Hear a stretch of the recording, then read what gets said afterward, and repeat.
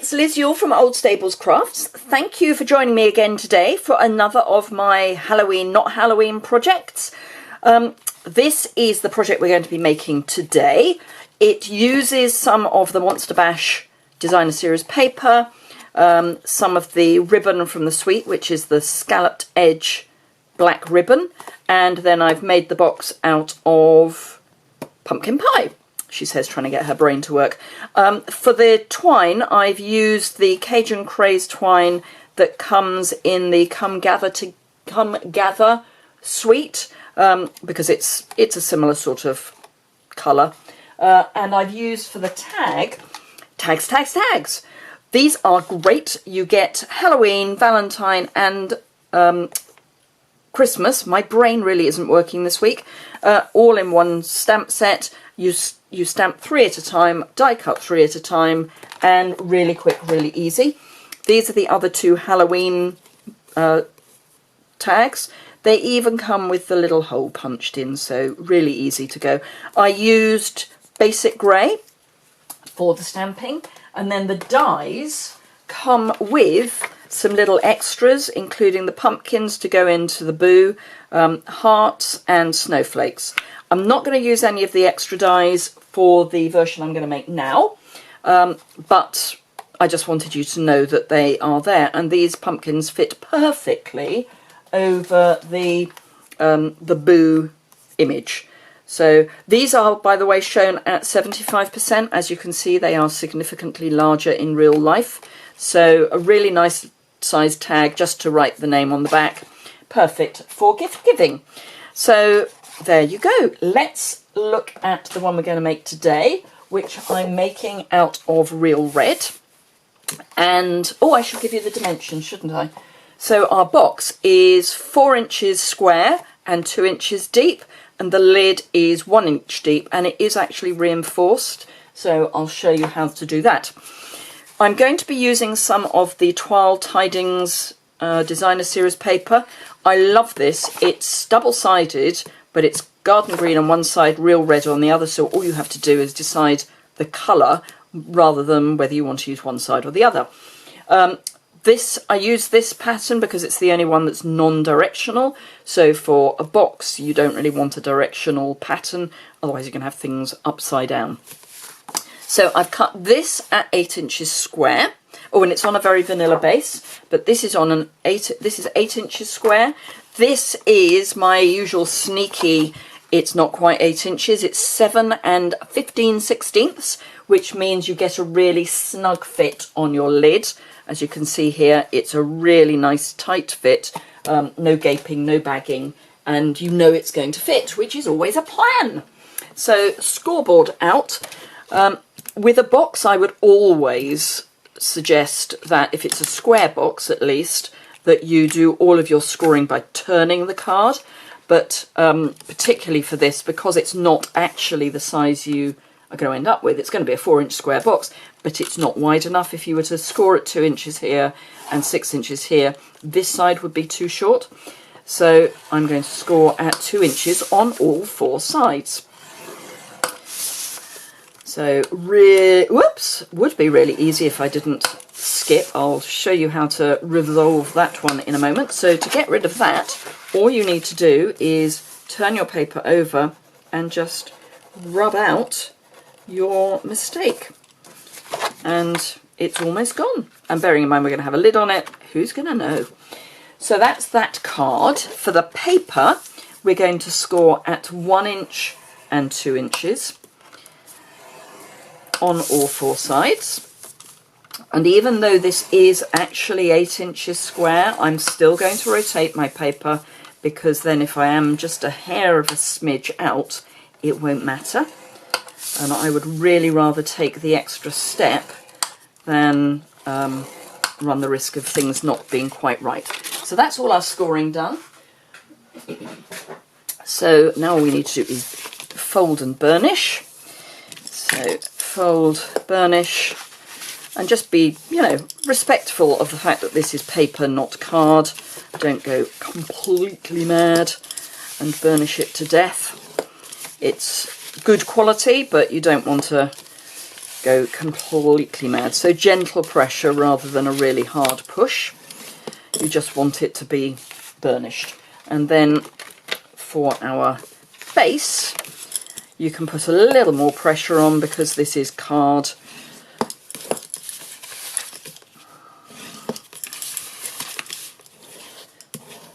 And that is all sides done. Right, okay, so to make the base, all we're going to do is wedge slightly into the squares at each corner. And I'm lazy, so I do my wedge first because I just find it easier, and then I cut away the score line. And just, if you need to, just pull the little piece off. So again, I'm going to wedge, and if you want to do it in what might be called the right order, cut off the score line. So the rectangle doesn't have the score line on and the square does, and then just trim that off. But as I say, I tend to be one of those lazy people who just goes round and does all my cutting as I go round. So wedge and straight, and wedge and wedge, and then straight. So you end up with that shape, and then all I'm going to do is fold in the corners, and with some liquid adhesive, which is my adhesive of choice for particularly the bases of boxes. I'm going to use tear and tape on the lid for this, but for the base I do like my liquid adhesive. Just don't go mad with it.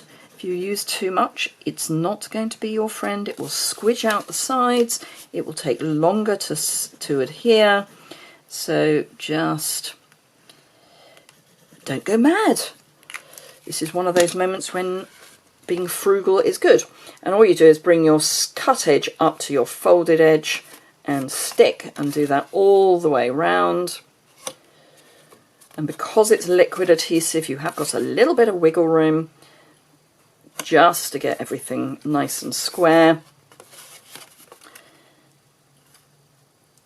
And then I'll go in with my bone folder and just, whoops, make sure that everything is really well stuck down and that the adhesive has actually, properly taken. And there we have our base.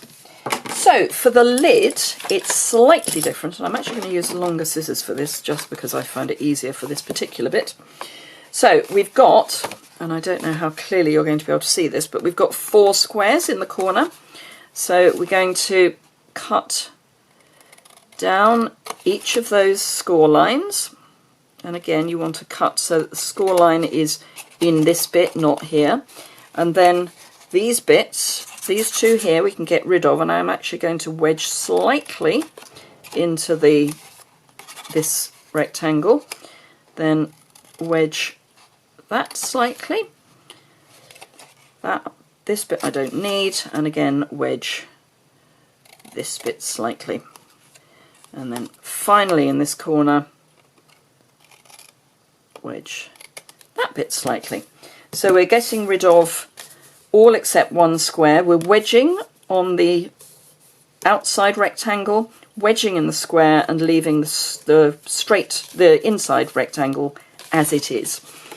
So let's do that again. Cut, and as I say, I'm getting rid of the score line. Then I'm going to cut away these 2 squares and wedge all in one. Get rid of that square there. Wedge here. Wedge there. Oops. And wedge there. So again, I'm going to be really lazy with this. I'm going to wedge. So this is the lazy version. So wedge on your rectangle, wedge it into your square, I would do the cut straight first for this because it is a little bit easier, because this is paper rather than card. Actually, I'm going to get rid of that as well, and then do a little wedge there and there. So wedge, wedge and cut away.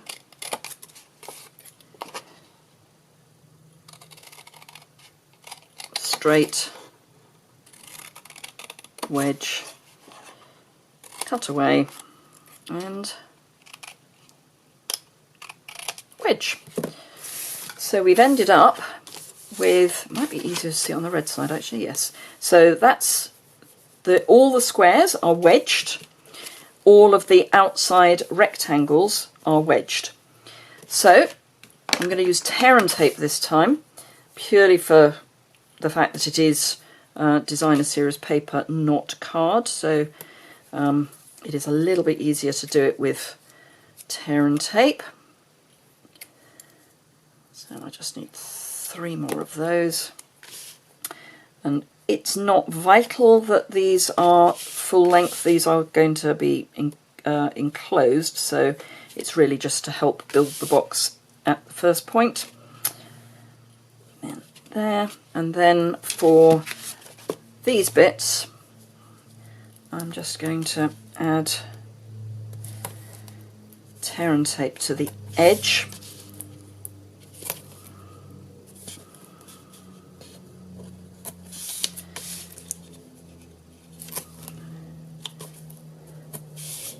And the last one. There we go. Don't need those. Change my take a pick tool back to the pointy thing, and just make sure this is all well burnished down. It's much easier to get your backings off if you burnish first. So take those off. Don't you love that I just throw the pieces away? It's called tidying up afterwards. And then take these off.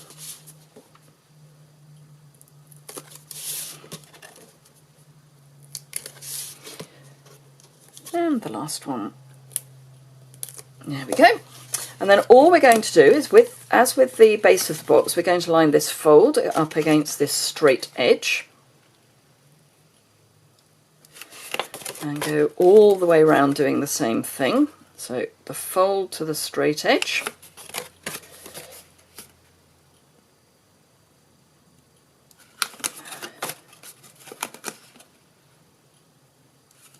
and then for the lid, for the flaps, we're just going to fold those in, pop them in place, and then just go back in again with our bone folder and make sure that everything is nicely stuck down. And there we have our lid. And of course the moment of truth is, will it fit? And the answer is perfect. Really nice, really snug, and that's all because someone came with a delivery, and it wasn't for Stampin' Up, it was just for me. So there we go, nice snug box. Okay, so let's decorate. So I'm going to grab some Very Vanilla cardstock, and this is the thick Very Vanilla. I've got real red ink, because we're using real red on Very Vanilla, so I'm using real red on Very Vanilla. I've got the Christmas stamps, 3 stamps already mounted up, and I've got them on my eye block. And then just make sure that the solid one is properly inked, and then all I need to do is stamp. Do give it a reasonable press, give it enough time for the ink to transfer across, and there you go. Simple as that. And then all I need to do is run my piece of card through the die cutter. So let me just do that for you. And then I will be back to show you the result.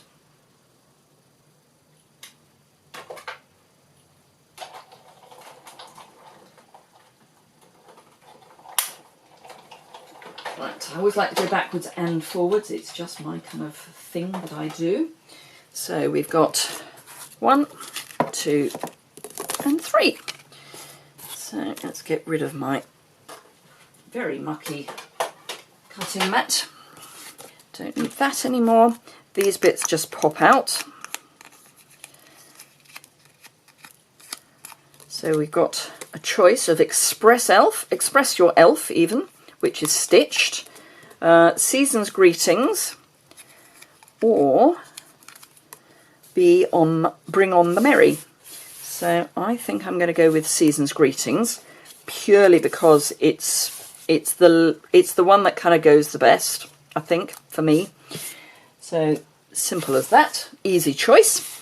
Now I'm going to grab a bit of linen thread, she says, hopefully. Yep, one bit of linen thread, and just add this through here and just cut a piece off. I'm not going to tie it just yet because I need to add ribbon to my parcel, and I've got this lovely ruched ribbon which is in real red. It's gorgeous. So go round. Probably only need to go that way. I don't know that it's going to need... No, I think we'll just go round once. I think because it's such a wide ribbon, that will be enough. I might give it a bit of a longer tail, and then just cut there.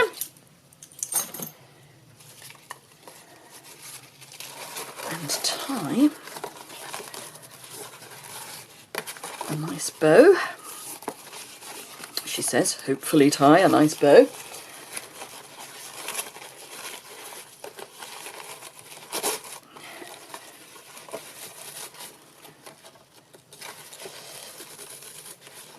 Pull it tight and adjust it to the size you want, like that. Make it square, always a plan, have it square. There we are. And then I'll use my bigger scissors, I think, just to give the ends a nice trim.